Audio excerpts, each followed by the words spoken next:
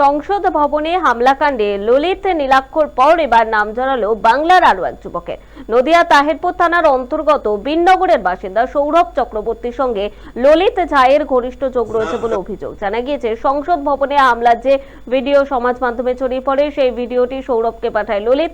সংসদের ভেতরে হামলার ভিডিওটি সমাজের মাধ্যমে ছড়িয়ে দেওয়ার জন্য ললিত দিয়েছিল সৌরভকে।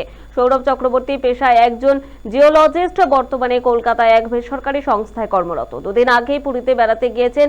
সংসদ হামলার ঘটনায় সৌরভ জড়িত একথা বিশ্বাস করতে পারছেন না তার প্রতিবেশীরা। ঘটনা শুনে হতবাক হয়ে পড়ে। আর এই ঘটনার প্রসঙ্গে সৌরভ চক্রবর্তী জানান, তিনি ভিডিওটি পোস্ট করে ভুল করে ফেলেছেন।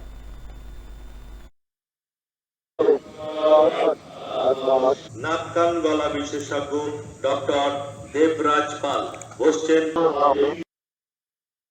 মানে ধরে রেখেছেন, নিজেদের গোয়েন্দা ভাবছেন না কি ভাবছেন আমি জানি না, যে মানে অপরাধীটাকে এখন একটা ঠিক করে নিয়েছেন যে এরা অপরাধী। তারপরে শব্দ কোশ্চেনের ভিডিও পাঠিয়েছিল যে আমি পুলিশকে জানাবো। ও তো ঘটনাটা ঘটানোর ভিডিও, যেখানে দেখা যাচ্ছে দিল্লি পুলিশ কাউকে অ্যারেস্ট করছে, সেটার কথা আমি কোন পুলিশকে জানাবো? আমার উচিত হয়নি। আমি এখন বলছি, আমি বারবারই বলছি আমার হয়তো উচিত হয়নি। এটা ফেসবুক আমার পোস্ট করাটা উচিত হয়নি।